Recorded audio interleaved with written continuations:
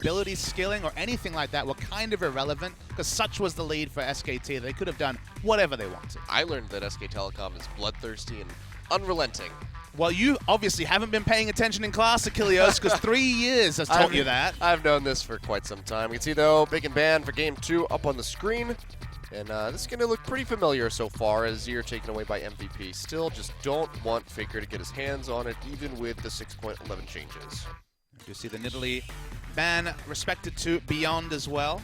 I have to feel like SKT, I don't think any team has really worked out, especially in Korea, what the correct 611 bans are. It's been a surprise to see things like Azir and to a lesser extent Ryze in the banners. I feel like Ryze is still very powerful. Karma is the 3rd ban, so Faker's already found enough 3 mid lane bans, so he's probably, as usual, feeling pretty good about himself. And he's on the red side, so if they want a last pick for Faker, they can. But I have to feel like they're going to just last pick for Duke and get him into a winning carry matchup because we've seen the Trundle. We know he's a great Trundle. I want to see some of those carry top laners from Duke. Yeah. You just can't ban out Faker is the issue. And the Varus still does get banned away here by SK Telecom. Some slight respect being shown there, definitely not a necessary one. The pressure that Blank and Faker were able to apply between the two of them was just insurmountable by MVP as a whole. And you see MVP might just be sticking to 6.10 tactics with this Maokai hover. At least in a scenario like last game, Maokai would have done something. Aurelia, when she's behind, does basically nothing. Has a single target stun, but in this patch may not even be maxing that burst, so it could just be low duration.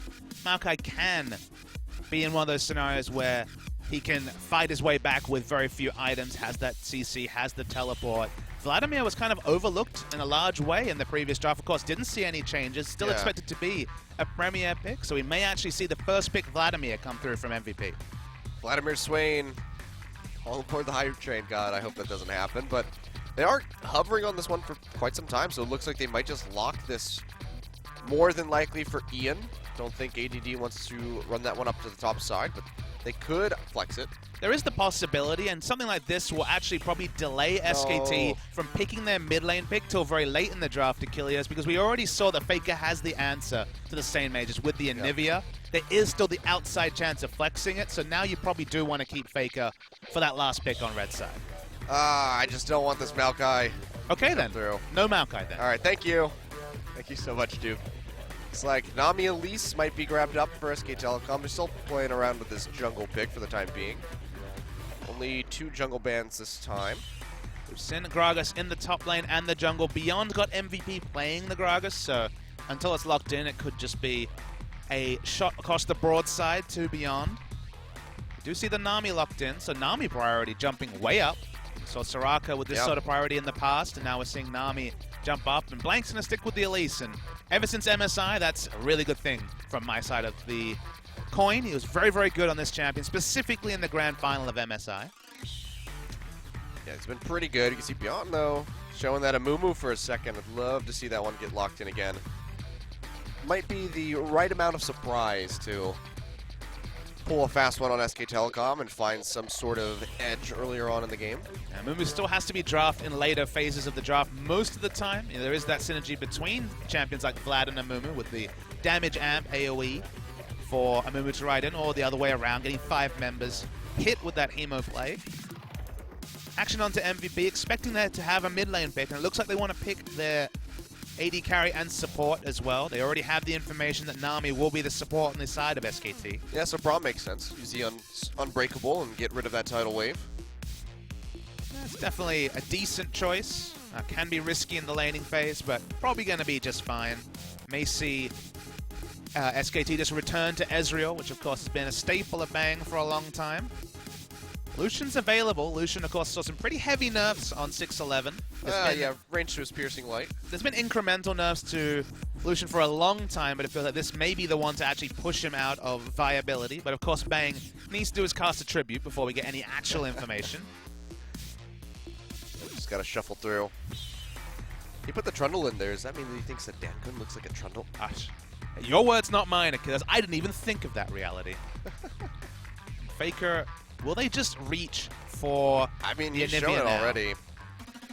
They could just go for this. I mean, Anivia, the only change that she really got on this patch was a little bit of increased mana cost to the ultimate for the early levels. Which is relevant, but obviously not a massive hit. Yeah. The only risk here is that you can flex the Vladimir. So that's the kind of issue, is that I think drafting-wise, if this was a massive match, you do hold on to the Anivia to last pick, unless you know for sure that ADD won't pick that Vladimir. But even team comp-wise, there still will be a phase, theoretically, where Vlad and Anivia are interacting in a 5v5, and Anivia will still be very relevant, even if she has a more difficult early game laning phase to get through. Yeah. It's going to be Kalista for Bang. Not an AD carry that we see a whole lot of anymore, so surprising to see him draw that one back out, especially when Ezreal is available. I mean, the champion pool for AD carries is now different. It's worth noting that Lucian was a blocker pick to a lot of ADs, and I wouldn't say Kalista was one of those, but there are certainly AD carries that were outclassed by Lucian, and now with Lucian less of a consideration, and also the Lucian-Kalista matchup going further into Kalista's advantage, then you can understand it coming in. Kalista-Nami is an interesting duo, just because Nami's probably going to be on a disengage. You don't really want to throw Nami. No, you throw Nami out, of course. It's all about like you used to use the Janna lanes, but it definitely isn't. It's not Braum, that's for sure. You can't block the tidal wave if it comes from behind you. It's going to be Gragas and Echo picked up here for the side of MVP. So looking like jungle Gragas for Beyond, and top Echo coming back through for ADD. So going with that one despite the nerfs, and Duke will be pulling out Aurelia. So we finally get to see him on his first true carry top laner. And we already saw Blank show plenty of attention to Duke's lane last game. Expect to see even more now. Duke's on the one with the Trendy Force power spike. Let's see how this goes. Duke has always been known as a laning-focused champion. Back at MSI, and in the past, he's had his struggles with teleports. Why Maokai was eventually given to him, and he's kind of learned how to make those big teleport plays over time. But he's previously been known, especially on the Naja days, purely as a laning dominant top laner. It's why he won Spring Season MVP, dominating the lane, and that's why the meta changes, but if anything, it fits SKT better than it did before. Yep. I'm just excited for Duke, because Trundle not really a true carry top laner, but Duke still plays him like one. So now I want to see how bloodthirsty he's going to be on this Aurelia, especially going into Echo with all of these changes. Could be really interesting to see how he's going to work around that, because Aurelia obviously still has innate tenacity because of the passive, so the parallel convergence is even going to be even less reliable for ADD, because it already has that stun duration nerf to it. And Duke in his career is 1-1 on Aurelia, so looking to get above 50% with a win here. Oh yeah. Hasn't been a lot of Aurelia days, though, in the last few years. Let's move to 66%. The dream. Repeating. That'd be nice, but MVP definitely going to have to look a lot stronger coming into this one, because SK Telecom are unstoppable at the moment, looking for that 10-0 scoreline. A brave man to bet against SKT at the best of times against MVP. Or a full. After that game one, or a full, as you say. Nothing's changed, though. SKT looking great so far this series. Yep. Figures Anivia coming back out into this Vladimir, so I think we know how this one goes. With as many blue buffs as he was able to get in that last game, but let's go ahead and get straight into Game 2.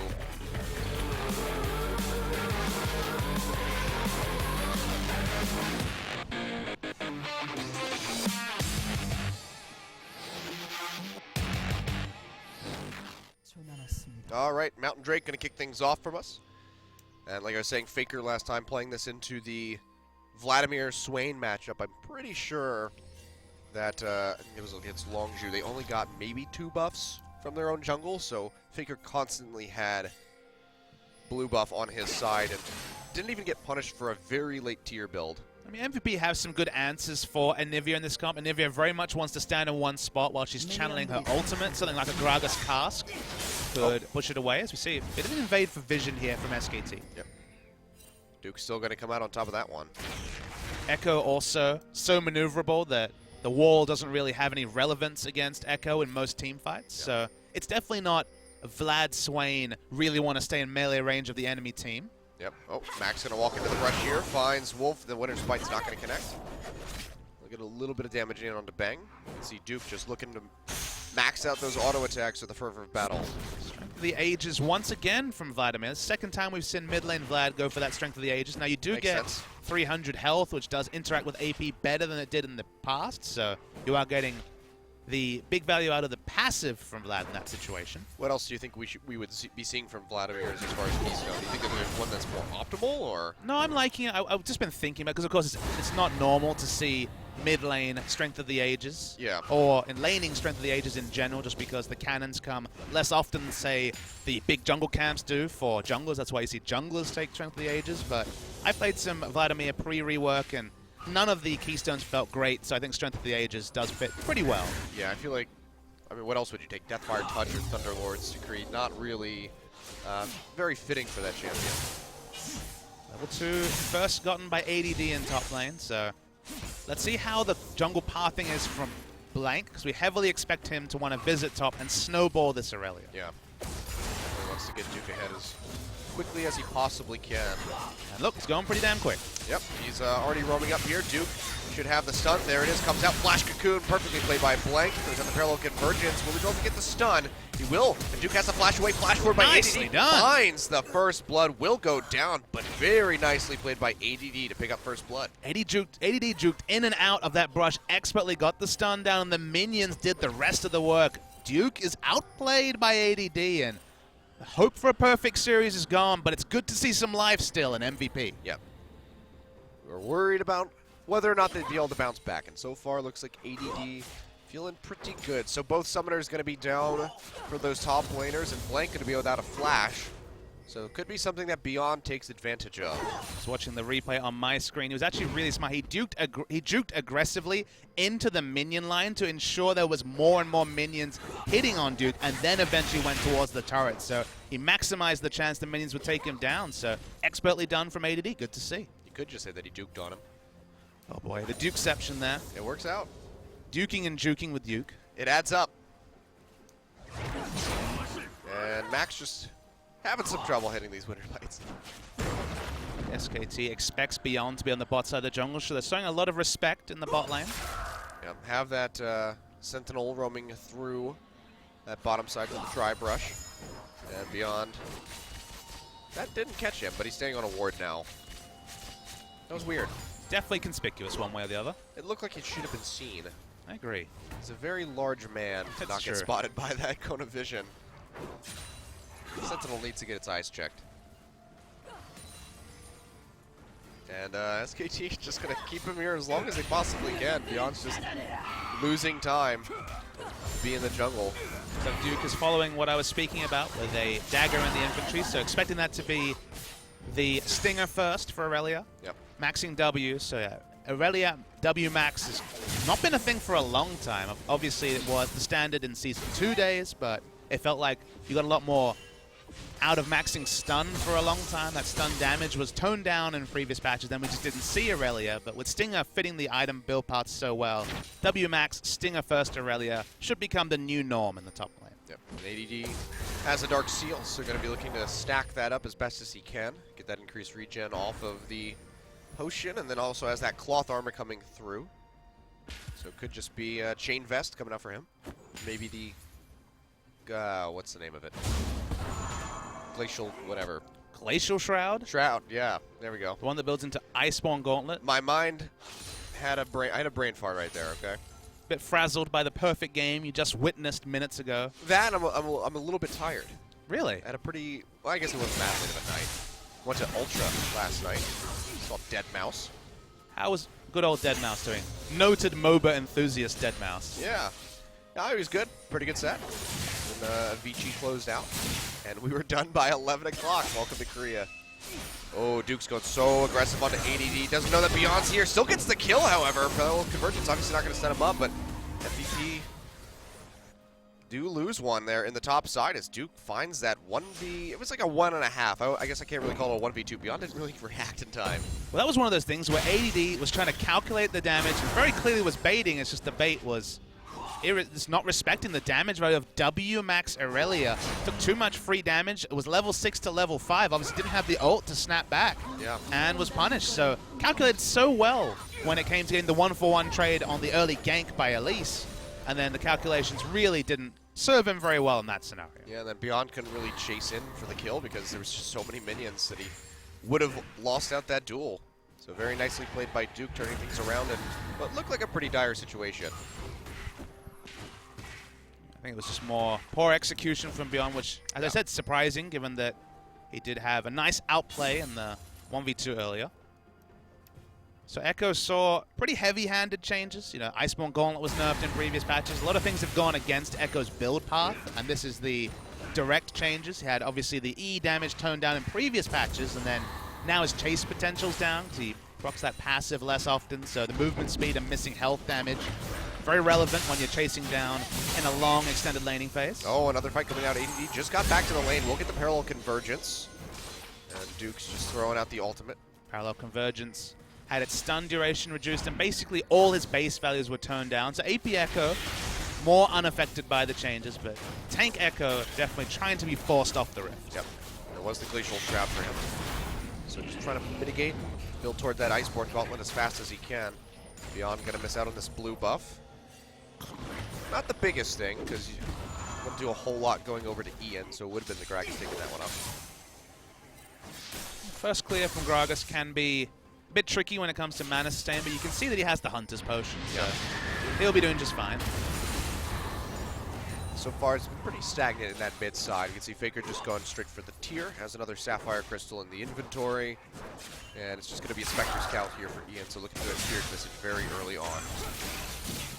Watching the trades top lane with Aurelia having the item advantage. Didn't go for Stinger, just went for the straight Sheen for the burst trade. Yeah, this is starting to go really one-sided for Duke here. As you can see, he's just winning up these trades and almost doubling the CS that ADD has at the moment, while the bot lane duo of SK Telecom decide to start up this Mountain Drake, but the ward comes over the wall, and that will deter them from going any harder on that objective. ADD, he might just die for the parallel convergence, comes out, yep, not going to get the stun, and Duke comes up with the 1v1.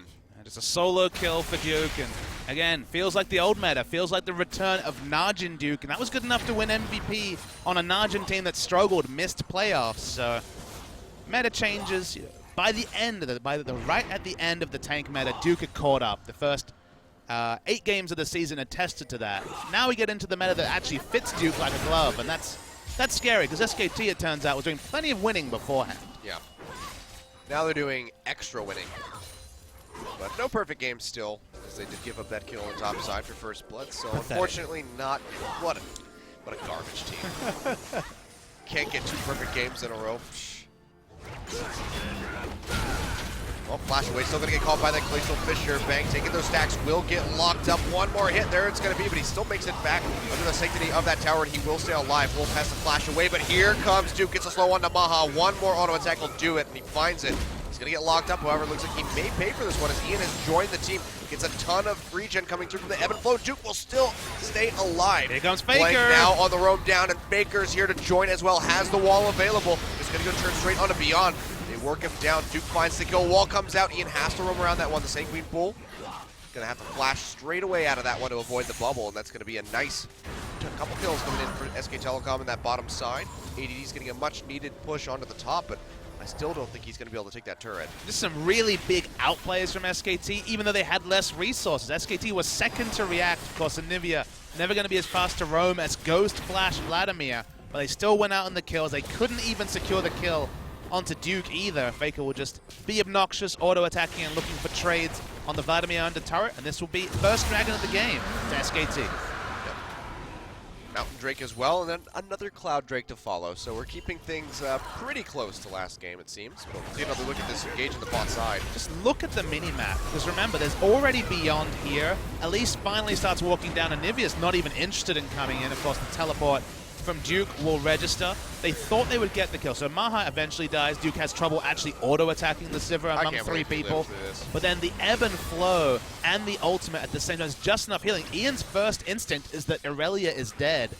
Realizes that he isn't, but isn't able to turn around to actually kill Duke. And then this is where Duke and Faker and Blank show up, combined for the rest of the kills. They can't quite snipe down Ian, but of course they get turret damage and also the Mountain Drake from it, so stacking up those objectives and advantages are SKT. Yeah, not to mention almost everybody's summoners is down except for ADD's Flash at the moment, so SKT coming out on top in a very big way. And guess what? Duke's 4-1-1, so he's going to go back by a Trinity Force at 11 minutes, and then Echo can't enter lane. Yep. He's already had a really hard time entering lane, and now this is just going to be absolutely impressive. Think about how many times in the last 6 months we've actually been able to say that a top laner can't enter lane. We saw this with in the Challenger Promotion Series where Ryze and Maokai, and the Ryze was so far ahead that Maokai couldn't enter lane, but Maokai is such a cheap build path that honestly we've seen so much of him, he can always kind of just snipe CS from far away. When Aurelia has a Trinity Force over your Glacial Shroud, you can't even hope to look at your turret, let alone get any CS. Oh boy. ADD clears out the pink ward. There's plenty of ward coverage though for SK Telecom as they come around the back-side. Look at the parallel convergence stun in the shield, but I don't think it's going to matter a whole lot. Ultimate's still waiting. He snaps back straight in the face of Faker, and he goes down. Duke making it 5-1. And this is just pretty brutal to watch. Not as brutal as the last game, but still, it's up there. And SKT had two options. They could have had Duke just freeze the wave and then Echo can't enter lane, or they could just turret dive for extra kills, and they go for the more flashy, greedy choice. And they didn't need to invest 3 people, but this does also get them control over the blue buff area. So you asked how many blue buffs Faker's going to get. The answer is plenty. Yep. So we'll take this one away, continue that tier stacking. Rod of Ages is a little ways out as he already has the Catalyst of Aeons in the inventory. So on the next back he might even have it after that play on the top side. ADD has an emergency Kindle gem to go with the Glacial Shroud. Very needed. But yeah, still looking pretty rough. Only you can ask for Parlay in League of Legends. ADD would be behooved to ask Duke for Parlay. I mean, I'd love to watch Duke's Gangplank. Rough days for MVP. Yep. Very rough indeed. It's been a rough last couple of weeks, really, for these guys.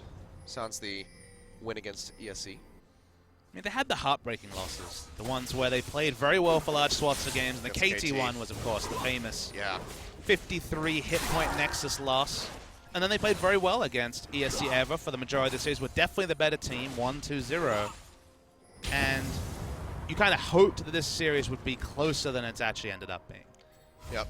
And their next match, this is their only game that they have this week, but even their next match is still going to be a tough one. They go up against Jin Air just a week from today.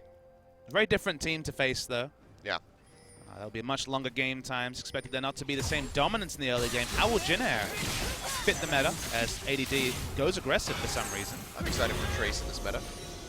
There's some potential there. He's just, again, there's teams that will be obviously benefited from 6-11 changes. Duke can keep going aggressive beyond here, though. Yes, he is, but Duke's keeping himself healthy with the ultimate, and ADD already has to use the snap back just to get that extra little bit of HP. And looks like he's just going to have to recall and possibly surrender that turret over to Duke. Blank with the invade down bottom, gets spotted by the ward, but that opens up the pressure for this tower to be taken. Oh, Beyond stops the recall, goes in, gets a body slam. Duke really far forward, has to just flash away. Will evade getting knocked back by the explosive cask. Still going to be a little too aggro from him. Yeah, nice respect flash, though. He realized he'd be bounced back into turret and potentially could die 1v2, so just decided to get himself to safety. He's going to let the minions crash on the turret. Just finishing my thought, the big trio, Duke, Someday, Smeb, these are the guys who look at the 6-11 patch notes, look at the Trinity Force changes, and lick their lips. Yep. And Trace is, even though at the start of last season was playing more of those carries, he's very much a defensive-minded top lane. So if I'm a betting man, KT, Tigers, SKT, big advantages from these top lane-centric changes on 6-11, and Samsung and Jin Air, I think, are the teams that will struggle to match them because although Cuvée can play some carries, Trace has shown some games where he can carry, they don't have the same mindset, and you need the mindset of a carry to succeed in a top lane focus meta. Well, we'll get our first look at the Tigers with this new patch come Wednesday, I believe, as they go up against CJ Entus. So maybe not the greatest judge of how the changes are going to affect them, but in the meantime, we have a little bit of a scuffle in that mid side. You can see the Fate's Call used by Bang just to drag Wolf out to safety, and that should be the end of it, but Ghost was used by Ian.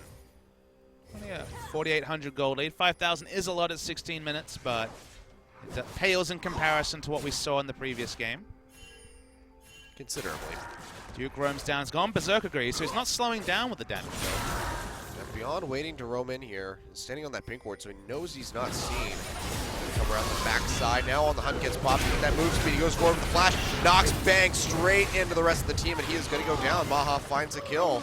Nicely played by MVP, just setting the trap for SKT, and they slowly and surely walked right into it. And Duke had already gone to top side, so honestly, Bang was kind of caught unawares. They're still going to get a free objective from this because MVP is showing so much respect to SKT. This is going to be the trend tonight. Mountain into Cloud into Mountain again. Doa and I cast a series where I believe 4 out of 5 Drakes we saw on the day were Cloud, so... Good lord.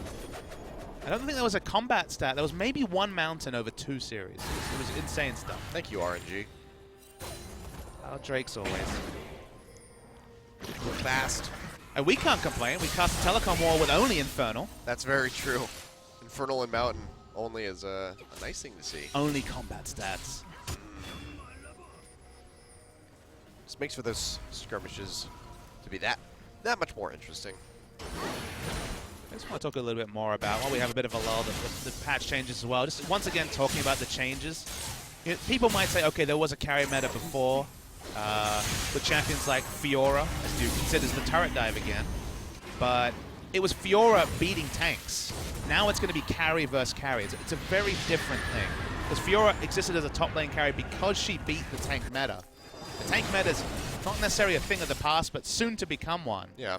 And so it's just true on Aurelia, Jax, Kennen days in the top lane. So it's just very different from the past year or so. I mean, is there something out there that we just haven't seen across the regions right now that you think you can test with this Aurelia? Because, I mean, something historically before changes to Trinity Force and whatnot that you would sometimes see against Aurelia is like Olaf. Malphite?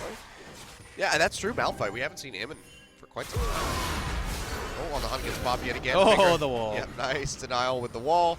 Keeps himself safe, and that opens up pressure here for the rest of the team to push in, take down the tier 1. Game comes around the side, TP straight in the middle of the lane. Parallel convergence goes down. Can he find the lockups? And he gets stunned on the flank and Wolf. Tidal Wave comes out. They just go ahead and pop ADD. Can't even use the ultimate to keep himself alive. Ian now on the run as Duke just keeps 3 members of MVP busy. You can see that Vladimir is just not long for this world. He goes down. Blank finds the kill. That will be the tier 1 tower going down to SK Telecom, and maybe more. They can just push straight in for that tier 2. And when you're ahead on Aurelia, there's no way for the AD carry to even come near. You can always free auto attack a Maokai. You can never get that close to an Aurelia. So 3 members zoned away after Beyond had to use a 1-man ultimate onto Duke as well. Excellent turret damage also. The Mountain Drake in tow.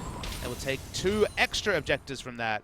And now this gold lead starts to balloon for SKT. Yep. Another look at this one here. I mean, it looked good from an MVP side, but the 4-man Hema play just doesn't count. Pop.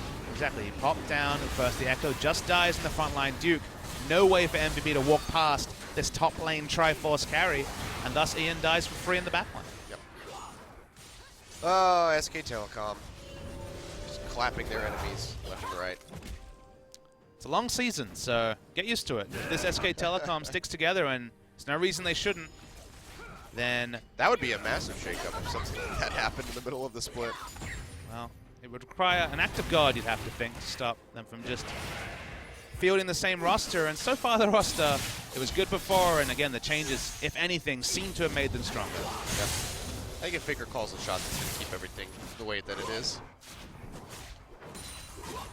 But we got to be pretty damn happy with how things are going thus far. Bang. Oh, maybe in a bad spot. AD coming forward. Wolf is slow. Bang trying to jump away. Nice double bubble there by Wolf, but isn't enough to keep him alive. He's fighting back as best as he can, but Maha's on the backside.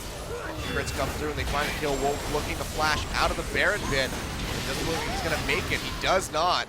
That's going to be another kill going over to the Sivir. So Bang and Wolf playing up way too far with not having enough vision. And they get punished for it. Yeah, disrespectful play, honestly. They didn't have vision on that side of the map at all. Just surprised from MVP. They thought they'd be demoralized. They thought that they wouldn't look for these sort of aggressive plays. It's the sort of play you don't make against a team that you're, expecting to be on the same footing as you, and it's good to see MVP see an opportunity and take it. They haven't had the chance to do that this week. Uh-oh, Blank going in for the kill into ADD. Knows he doesn't have the ultimate. Dodges out the parallel convergence with the repel, but now maybe doesn't have the gap close, and he does not. AD will be able to get out with his life. Sub 100 health, didn't have enough range on the Spider Q, so couldn't pick up the kill.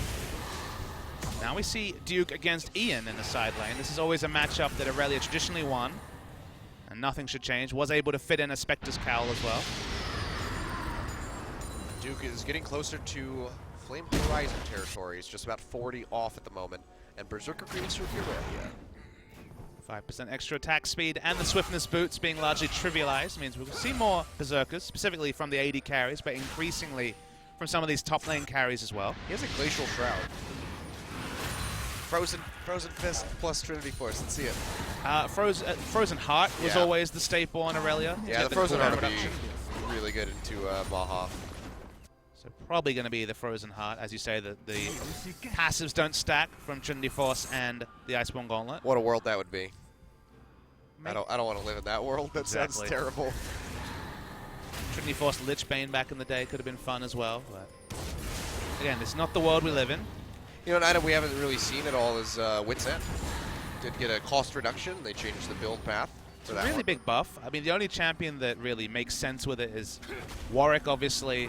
Gets a lot of power over that, but it's not a competitive pick. And Kog'Maw really would love the newly rebuffed Wit's End, so I think we could definitely see some Kog'Maw with Wit's End. But I mean, if you have a heavy AP team, why not this Aurelia? He's going very much for the attack speed, the increase on the Trinity Force, the Berserker's Greaves, as well as Fervor. That makes sense. With Aurelia, it's always a tipping point because you build damage until you feel like you don't need damage anymore. So tankiness makes so much more sense at this point because it's already killing everyone. So it doesn't need to stack on the damage. But you're right, Wit's End was always an edge case Aurelia item. It's going to be another Cloud Drake Papa. Great. We're just going to keep this train rolling. But I remember back in, oh god, Season 3? What a dilapidated train that must be. It's a very boring train. Yeah. It's not the SKT hype train. AD does take away that buff.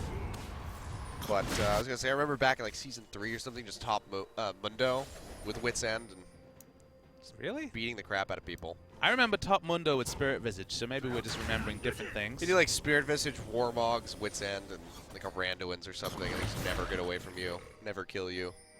I don't remember a phase where Wit's End was a Mundo item. I definitely remember... I'm talking about solo queue. Sure. This is not professional play. Now, if you said Warmog's Atmas, then sure. Oh, God. Atmas. Critting on your E as Mundo with his health total was good times. Now, there's a name I've not heard. Good old Atma. He's an Impaler. He didn't impale very much. No. Didn't really do the job. I mean, by the end, like, who was even a champion that used Atmas? Like, Garen? Maybe? It was always a good Gangplank item, even if he had low health, just because the crit was Tank Plank. harder to find. Tank Plank, as you mentioned. Oh. Duke finds pretty much all 5 members of MVP. Keeps him busy, though. Flashes over the wall to stay safe. And SK Telecom just starting up this Baron. It looks like it's going to go down. No one near MVP able to contest this one. Figure waiting in the brush, going to find Ian. Swaits him even further, gets the wall out. The stun not going to connect. They throw Wolf in, though. Get the pop-up on the max, and he's taking a ton of damage and blocking a ton as well with the Unbreakable. He will go down in the end. Figure comes around the sidelines, finds Maha. Look at the crit coming through. 600 damage just about onto that Sivir as she's trying to kite back. Ian, the one sitting up in the front lines, but he's going to get popped by Faker as well. And SK Telecom looking to keep pushing it. Nice walls. Not going to be able to find the kill on the ADD, but 2 members down plus Baron buff. This is looking like inhibitor territory for SK Telecom. Crazily, that fight went as well as could be expected from MVP. Max actually blocks the tidal wave from hitting the backline. If it's the first projectile hit, then you will block the rest of the tidal wave. So nice job from Max. It gives his life, and now we're going to see some more kills. Okay, well, ADD does manage to use the ultimate this time, but Maha flashes out, doesn't get the Ren coming through from Bang to confirm the kill, but the rest of MVP are just scrambling. They do find a kill onto the Callista in the end. Inhibitor's gonna go down, and Duke is just splitting down the bot side, so MVP finds an answering kill, but they're losing so much in the base. I mean, Bang flashed aggressively 4v5 to secure a kill. Such was his confidence, was well punished. Second time that Bang, and Wolf it was previously, had been punished, but Duke, meanwhile, just taking down turrets aplenty. So I'll take another look at this one. The catch coming through for Faker. I mean, Max saves this fight. If you watch, he's at the front. Because he's the first one hit with the tidal wave, it does stop it from affecting Ian and beyond. That would have been more kills, but Duke finds the most beautiful of teleport flanks, and yeah, they just chase down. They don't necessarily have the damage to register all these kills, but there's nothing MVP can do. Yeah, 3-man Hemo Plague even, and Ian just can't get close enough to follow up on the damage. So in the end, the pop comes through. It doesn't really do much of anything. We didn't really spend any time talking about the team comps. You can definitely see the engaged comp on the side of MVP. The Sivir has so much great synergy with the Vladimir, and potentially you can do some great things with Beyond, who was doing aggressive casks when we saw him play against ESC Ever. SKT. Very much about getting that split push advantage. They did that with Irelia being just so damn far ahead in the top lane. Teamfight, they have the great option of the wall, and their single target damage is very good. It just hasn't really counted for much once again. Hasn't necessarily been game one level of one-sided, but still very much SKT in control. Yeah, you can see the Blade of the Rune King build now coming in for Duke, looking for even more trade potential, plus that slow on the active as a Spirit Visage in, so he was just mitigating all types of damage while outputting just as much. And the 4-1 is on because no one can enter lane against Duke, and he's got Trinity Force. He will take down those turrets very quickly. Yeah, we can see this thing just getting destroyed very quickly by him and the Baron-empowered minions. So it's going to be another inhibitor exposed. Super Creep's getting ready to start pushing down that mid side. SK Telecom are looking for 2 more as the rest of the team pushes in onto this top side. And MVP basically have to answer this top because they can't do anything against Duke at the moment, so another inhibitor going to go down for free. Irelia was always one of the scariest champions to be strong in the meta because if no one can enter her lane, she split pushes turrets quickly, and when she teleports in, she has tenacity built in. She bursts down backline, so even in a team fight, if she can teleport flank, she can just ruin the AD carry's day and trivialize them in a team fight. Yep. Duke now joining his team up with this top side as the turret does go down. That's going to allow for SK Telecom to push forward into the base. Duke just getting straight onto Ian, whittling him down as best as they can. Blank will have to dodge out with Repel, put himself up into the air. Duke gets locked up by the concussive blows. Duke goes straight into the back line of the Maho, gets knocked up by the tidal wave. ADD and Beyond up at the front lines, having to retreat because they're taking so much damn damage. Pop comes through and bang, rends out ADD for the kill. 1 member down, 3 inhibitors falling. And now SK Telecom are just straight onto the Nexus turrets, looking to close this game out under 30 minutes. Waves aren't quite there though. We'll see how long they stick around. Blank is very low at the moment. Duke healing up, though no one can peel the Irelia away, and that's a team with a Braum. But there's just no answer. Gragas has no ability to do it as well. This is what Irelia does, and she's damned efficient at it. Yep. Pop-up goes on to Max. No one to follow that one up, but they're just letting the Super Creeps crash in on all waves. Nexus turret's gonna fall. SK Telecom are gonna close this game out. ADD coming up in 4 seconds, but he just cannot do a damn thing when he gets there. Beyond goes down, and that's gonna be the Nexus falling here at 29.5 minutes. SK Telecom go 10-0 in the game score as they take down MVP with a 2-0. And after a demonstration of how to take down a Trinity Force top laner, we now get a demonstration on how to play with one. We saw some solo kills coming from Duke. Good jungle